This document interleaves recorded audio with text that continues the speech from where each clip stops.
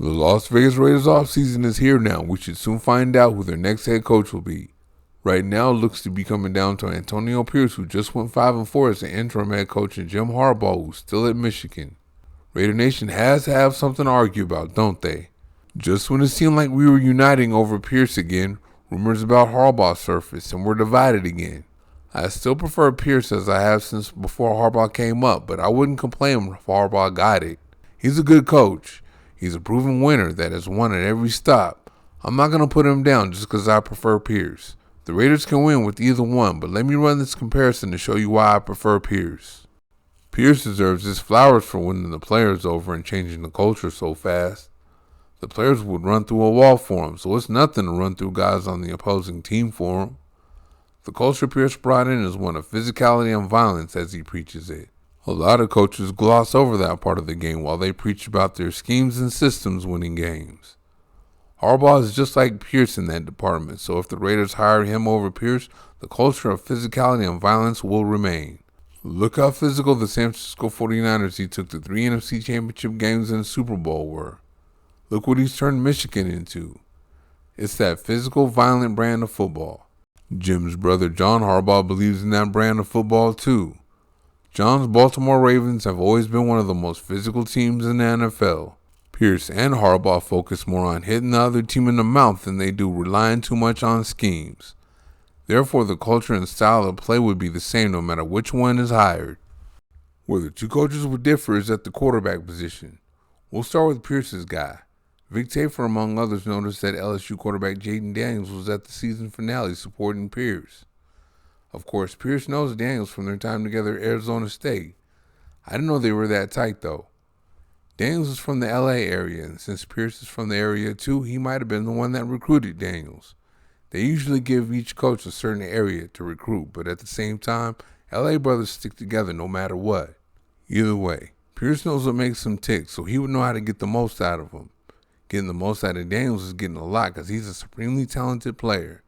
However, since he's a supremely talented player, he'll easily be a top 10 pick, and since the Raiders pick at number 13, they'll likely have to trade up for him.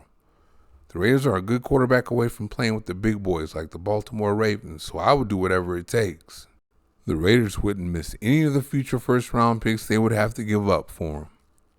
If it's Harbaugh, the Raiders won't have to trade up as high, if at all. J.J. McCarthy is his guy, as he called him, a generational talent. I don't know about all that, but he is underrated because he hasn't put up the big numbers that some of the other quarterbacks have. Here are the numbers that matter, though. McCarthy has a 75.6 adjusted accuracy percentage under pressure to 62.8 for Daniels. That's McCarthy's only advantage, though. Daniels has a passer rating under pressure of 123.5 to 111.8 for McCarthy. Daniels has a better adjusted accuracy percentage on deep balls too at 69.1 to 58.7 for McCarthy. His passer rating on deep balls is better too at 146.8 to 130 for McCarthy. How you throw under pressure matters because you will get pressured plenty in the NFL. How you throw deep matters because you have to take advantage when guys are open deep. Both guys are at the top of their class in those categories, and both are very athletic, with Daniels having the edge. That's one of the reasons why I prefer Pierce to Harbaugh. The two coaches may have different quarterbacks executing their offense, but the way they have them play will be similar. What we saw the Raiders do in the season finale is what Pierce wants to do. He wants to play that smash mouth football and run it down his opponent's throat.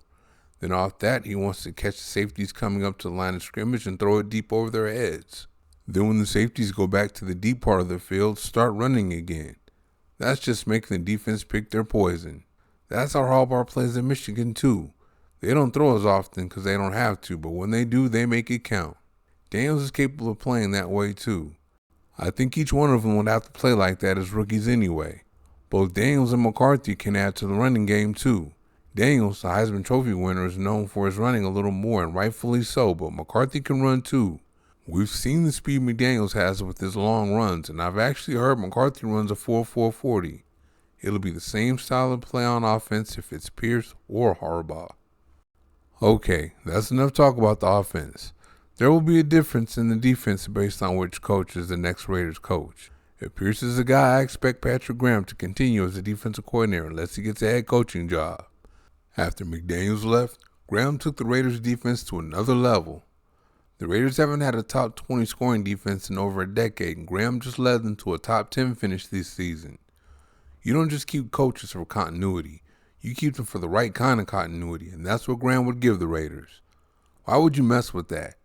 Harbaugh would likely bring his own coordinator, and we don't know who that would be. He had Vic Fangio when he was with the 49ers, but he already has a job. There's been talk about him bringing Wink Martindale with him if he takes an NFL job this season, but he's just been fired twice in the last 2 years. Why would you risk messing up what you have going with Graham anyway? That's another reason why I prefer Pierce. If I knew Harbaugh was willing to keep Graham, I'd feel better about him. Again, for those of you that want Harbaugh to be the next head coach of the Raiders, I get it, you're smart. Who wouldn't want a guy that's won everywhere he's been? The Raiders would definitely win with him here and soon, but I can't unsee what I saw this year as far as how well they played under Pierce in comparison to McDaniels. He did this in very little time too.